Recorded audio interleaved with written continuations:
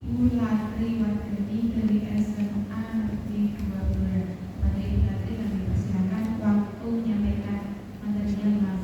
2 menit, maaf. Untuk tanya jawabnya 7 menit.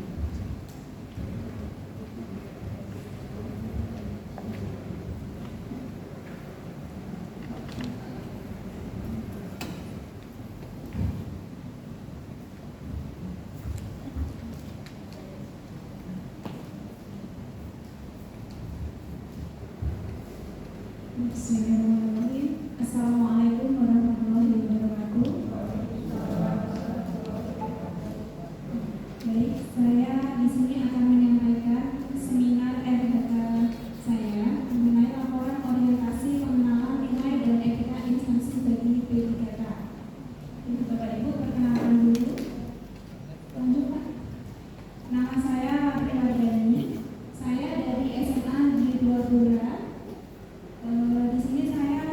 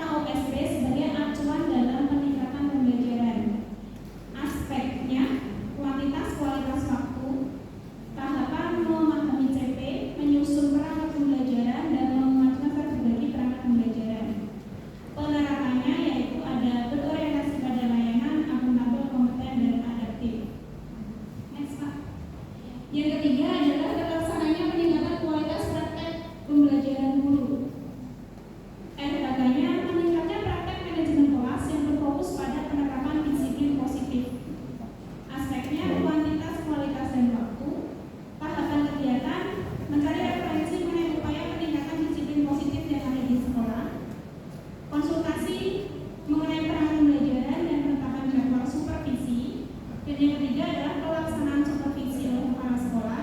Yang keempat adalah penyusunan laporan serta refleksi dan tindak lanjut. Lanjut Pak. Yang keempat adalah terkelolanya penugasan guru dan tenaga kependidikan untuk mewujudkan penyelenggaraan pembelajaran yang berkualitas. RHK-nya yaitu meningkatnya kinerja satuan pendidikan melalui pelaksanaan tugas tambahan sebagai wali kelas. Aspeknya kuantitas, kualitas, dan waktu. Tahapannya koordinasi dan penyusunan program wali kelas, pelaksanaan tugas sebagai wali kelas, dan melakukan evaluasi. Penerapan nilai berakhlak berorientasi pada layanan, harmonis, kompeten, adaptif, loyal, dan akuntan. Demikian yang bisa saya sampaikan. Kurang lebihnya seperti itu ya. Terima kasih Ibu Ganti atas penjelasan materinya. Berikutnya adalah sesi tanya jawab. Kepada peserta yang mau bertanya, kami persilakan.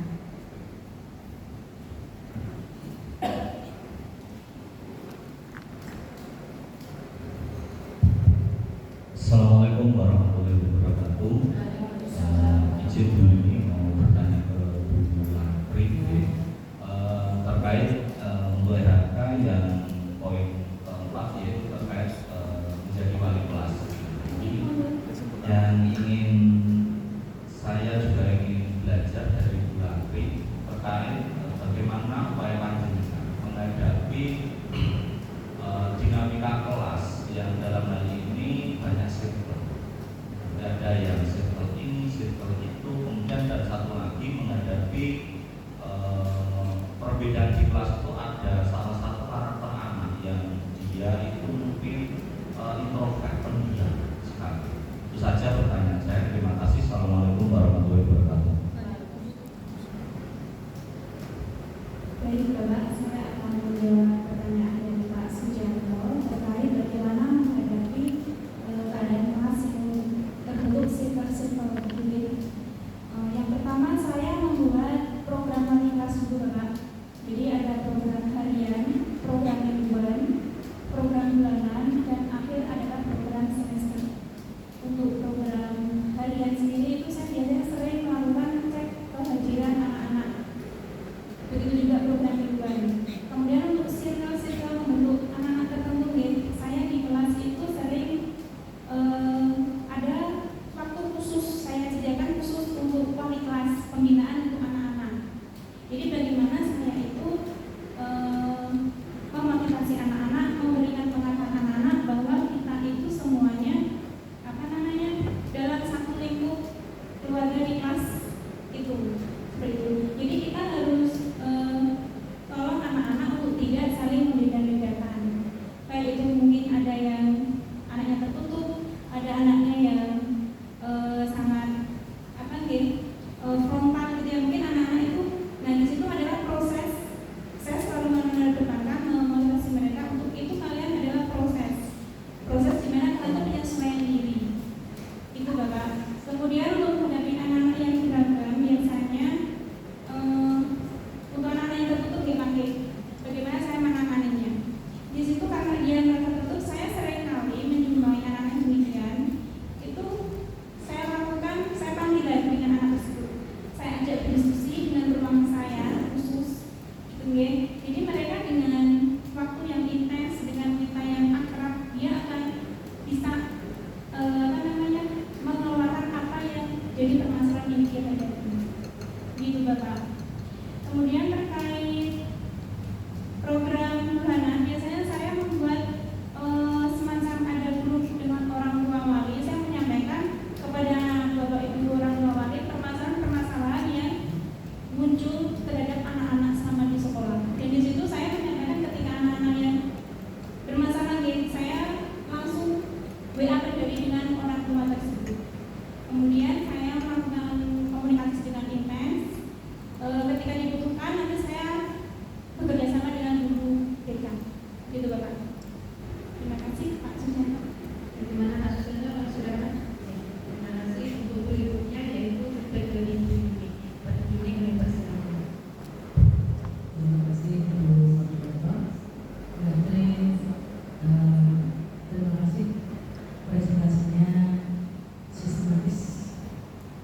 holistik. Pertanyaan saya, tadi ada Pak RHK ya, dari kepala sekolah, dari direktur, dari guru. Saya sebenarnya tapi ini sangat penting di era sekarang, yaitu bagaimana komunitas belajar itu dibangun. Pertanyaan saya, bagaimana komunitas belajar itu dilaksanakan di SMA Negeri 20. Mungkin bisa menjadi inspirasi untuk kita semuanya. Itu secara organisasi bagaimana, dan yang kedua peran bulan di komunitas belajar itu bagaimana. Terima kasih Baik Ibu Yuni, saya akan menjawab pertanyaan dari Ibu Yuni, bagaimana komunitas belajar yang ada di SMA 2 Perak itu bisa dilaksanakan. Pertama kali yaitu komil ini, komil SMA 2 itu dikenal dengan nama Kibar Semada, komunitas belajar SMA 2 Perak. Jadi setiap beberapa 3 bulan sekali ini ada agenda IHT Ibu dan Ibu Guru, di mana di situ Bapak Ibu guru yang hendak memberikan berbagi praktek baik. Nah, itu menjadikan narasumber dalam IHT tersebut. Dan kebetulan yang ada di sekolah kami itu ada Bapak Ibu guru yang sudah guru penggerak Bapak Ibu ini. Jadi guru penggerak yang sudah mempunyai ilmu-ilmu dari pendidikannya itu bisa disampaikan melalui IHT. Itu ini yang pertama. Kemudian peran saya dalam komunitas belajar, di sini saya peran sebagai peserta untuk kemudian setelah saya